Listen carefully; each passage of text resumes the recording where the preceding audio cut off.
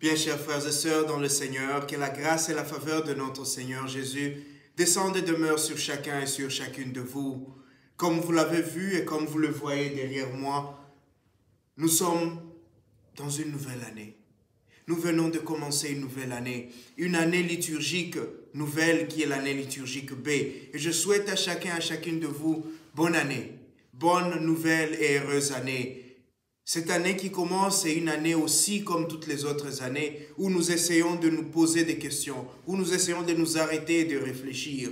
Et je voudrais, avant de commencer cette réflexion, dire merci à tous nos abonnés, dire merci à vous tous et vous toutes qui continuez de rendre cette chaîne une belle chaîne, une chaîne où beaucoup veulent venir. Et je suis confiant qu'à la fin de l'année civile 2023, nous aurons 2000 ou plus de 2000 personnes qui continueront de former, de faire grandir notre famille. Merci pour vos remarques, merci pour vos questions.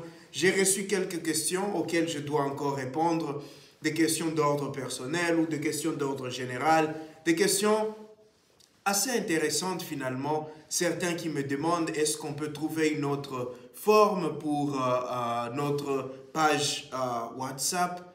Est-ce qu'on peut étendre les réflexions? Est-ce que beaucoup de gens, est-ce que tous les abonnés peuvent intervenir sur la plateforme WhatsApp? Ça sera difficile parce qu'elle a été créée substantiellement pour envoyer des homélies, pour partager la parole de Dieu. Si nous voulons une autre plateforme où nous pouvons discuter sur la parole de Dieu, eh bien tout dépend de vous qui suivez, vous qui nous suivez. Si vous voulez que nous créions une autre plateforme où nous allons discuter, où nous allons poser des questions et nous enrichir mutuellement sur la parole de Dieu, je serai heureux de le faire, je serai prêt à commencer quelque chose et à associer tout le monde qui voudrait bien faire partie de cela.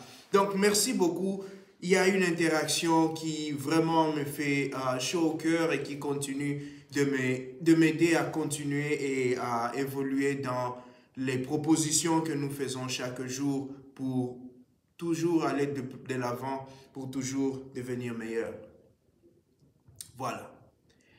Aujourd'hui, premier dimanche de ce temps de l'Avent de l'année liturgique B, un seul mot ou une seule phrase nous interpelle.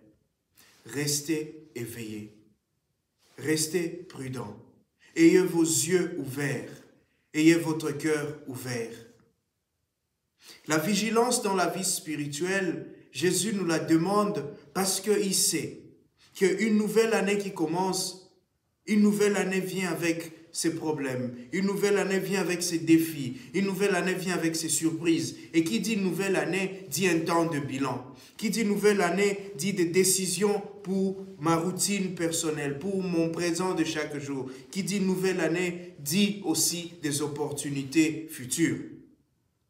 Et donc, il y a ces trois moments dans une année, dans chaque année qui commence. Et d'abord, une vue sur le passé. Lorsque nous évaluons notre passé, lorsque tu évalues ton passé, cette année liturgique A qui vient de finir, qu'est-ce que tu vois? Dans la première lecture d'aujourd'hui, nous voyons que le peuple ou la personne qui parle est en train de se plaindre. En train de dire au Seigneur, Seigneur, tu m'as abandonné. Pourquoi tu es parti loin de nous? Seigneur, pourquoi tu nous as caché ta face? Pourquoi tu nous as laissé errer et engloutis par le péché? Mais lorsque tu regardes ton passé, lorsque tu regardes cette année qui vient de finir, c'est vrai que tu peux te plaindre. C'est vrai que tu as eu des soucis. C'est vrai peut-être que dans ta vie, dans ton foyer, dans ta famille, dans ton travail, il y a des choses qui n'ont pas marché. Et c'est normal que tu te plaignes. C'est normal que tu dises au Seigneur, pourquoi chez moi ça ne va pas? Pourquoi je n'ai pas eu ce travail? Pourquoi mes enfants sont difficiles? Pourquoi il y a... Et c'est bon. Et le Seigneur te dit, oui, je comprends. Je comprends qu'il y a des problèmes. Je comprends que tu as eu des difficultés. Je comprends que tu es passé par des moments difficiles. Peut-être un parent qui est décédé. Peut-être un ami qui t'a quitté ou une relation qui a été cassée. Peut-être que tu es passé un moment où tu as raté une interview ou quelque chose qui a vraiment donné un coup à ta vie. Mais le Seigneur est en train de te dire, penses-tu qu'en ce moment-là, j'étais loin de toi? Penses-tu qu'en ce moment-là, je me suis éloigné de toi? Regarde bien, vois. Parce que si aujourd'hui tu es là, si aujourd'hui tu es encore debout et que tu as commencé cette année, c'est parce que j'ai été toujours avec toi. C'est parce que je ne t'ai jamais abandonné. C'est parce que je continuais de marcher avec toi, même lorsque dans la peine et dans la douleur, lorsque dans la souffrance tu t'es dit, peut-être que le Seigneur ne m'écoute plus. Peut-être que je dois aller tenter ailleurs. Peut-être que je dois trouver d'autres solutions. Et tu t'es cherché d'autres solutions. Et peut-être même pendant un moment, tu as trouvé un petit refuge, un petit lieu où tu as créé ton confort, où tu t'es senti à l'aise, jusqu'au moment où tu sens que non, c'est un mensonge, c'est une illusion. Je dois retourner vers le Seigneur. Je dois rechercher ce qui est mieux, ce qui est durable. Et donc, dans la première lecture, nous voyons ce cheminement. L'auteur passe de ce moment où on se plaint que le Seigneur n'est pas là, à la reconnaissance que c'est moi qui ai péché. En fait, c'est moi qui suis allé loin du Seigneur. Les épreuves que j'ai endurées, les peines par lesquelles je suis passé, je n'ai pas su garder ma relation avec le Seigneur. Je n'ai pas su rester fidèle au Seigneur. Je n'ai pas su garder cette foi et cette confiance que le Seigneur est toujours là, qu'il a été toujours fidèle à ses promesses, qu'il a toujours été présent pour me libérer, pour me sauver de l'angoisse et de la peur. Et donc, lorsque tu réfléchis sur ton passé, regarde combien le Seigneur a été avec toi. Regarde combien le Seigneur t'a aidé. Regarde combien le Seigneur a été toujours pour toi, ce Père aimable, ce Père présent. Ce Père qui ne t'abandonne pas. Et c'est comme ça qu'à la fin même de la première lecture, nous entendons ce mot, que le Seigneur, tu es notre Père. Et nous sommes l'argile entre les mains du potier. Et ça nous amène au deuxième point, le point où nous regardons maintenant le présent. Je me suis dit dans mon passé que, Seigneur, j'ai péché. Seigneur, j'ai failli à notre relation. Je n'ai pas été fidèle. Et je pense que si nous sommes honnêtes avec nous-mêmes, nous pouvons aussi reconnaître cela dans nos vies. Regarde ton parcours avec ta famille, avec tes enfants, avec tes amis. Tu peux te plaindre d'eux. Tu peux te plaindre des personnes autour de toi. Mais est-ce que tu as toujours été fidèle aussi? Est-ce que tu as toujours fait ce qu'il faut? Est-ce que tu as toujours donné le meilleur de toi-même? Parce que à certains moments, nous nous disons, c'est nous, c'est moi la victime. C'est sur moi que tout retombe. C'est moi qu'on fait souffrir. Mais si nous regardons de près, nous verrons que parfois, c'est à cause de nous-mêmes. Parfois, c'est nous qui poussons les autres à nous faire subir ce que nous subissons. Et sans vouloir juger, peut-être il est temps de dire, Seigneur, je suis confus ou je suis confuse. Peut-être que c'est moi, peut-être que c'est pas moi. Peut-être que j'aurais fait ceci ou que j'aurais fait cela. Mais je reviens vers toi, Seigneur. Je décide de venir parce que c'est compliqué, parce que je ne m'en sors pas. Et je reviens vers le Seigneur pour que le Seigneur, lui qui est toujours fidèle, lui qui a toujours su me prendre par la main, lui qui a toujours su veiller sur moi, lui qui est resté éveillé même quand je me suis endormi, qu'il m'aide, qu'il me donne la nouvelle forme, qu'il me donne cette puissance qui va m'aider aussi à voir et à échapper aux tentations, à échapper aux pièges du malin. Et donc, lorsque je reviens vers le Seigneur, ce temps de l'Avent me permet alors de prendre cette décision. La décision de revenir, pas n'importe comment, mais de revenir comme une argile.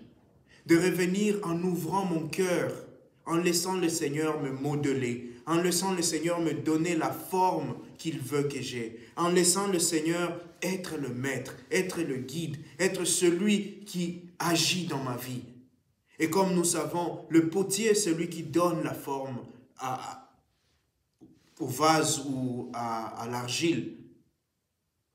Et nous savons aussi que le Seigneur, la forme qu'il va nous donner, c'est qu'il va créer en nous, comme dira le psaume, crée en moi, Seigneur, un cœur nouveau. Crée en moi, Seigneur, un cœur pur. Et ce cœur que le Seigneur va créer sera un cœur qui est capable de résister au mal. Un cœur qui est capable de résister à la tentation, mais un cœur qui est ouvert au pardon, un cœur qui est ouvert à la compassion, un cœur qui est ouvert à la tolérance, à l'accueil de l'autre, un cœur qui est ouvert à l'écoute, qui sait accueillir l'autre, l'écouter et marcher avec l'autre. Et donc, laissons le Seigneur, ouvre ton cœur, laisse le Seigneur entrer dans ton cœur, laisse le Seigneur faire sa demeure en toi pour qu'il te donne ce dont tu as besoin. Et lorsque le Seigneur te donnera ce dont tu as besoin, alors tu pourras marcher, alors tu pourras avancer et tu pourras être confiant ou confiante dans le futur. Tu ne pourras plus être surprise comme celui qui dormirait sans veiller. Tu pourras, comme Jésus dit dans l'Évangile, être prêt lorsque le Maître reviendra. Parce que tu sauras qu'au fond, le Seigneur est toujours là. Il n'est jamais parti. Il n'est jamais loin de moi. Il est toujours avec moi. Et lorsque les surprises de la vie arrivent, lorsque les difficultés, lorsque ce qui est incertain m'arrive, alors je ne serai pas ébranlé comme un païen. Alors je ne serai pas ébranlé comme quelqu'un qui n'a pas la foi. Lorsque les surprises viendront dans ma vie, je les accueillerai avec la foi de celui qui marche avec le Seigneur, avec cette foi de celui qui est construit, celui qui a été modelé avec du béton, celui qui a été modelé avec quelque chose de fort, avec du fer, celui qui peut résister les vagues de la vie, les foudres de la vie, les problèmes de la vie n'auront pas l'emprise sur moi, ne pourront plus me submerger.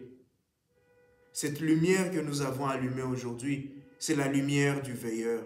C'est la lumière de celui qui ne veut pas s'endormir. Et puisque de toi-même, tu ne peux pas veiller, puisque de toi-même, un moment par la fragilité humaine, la fragilité qui nous caractérise, nous finissons par nous endormir.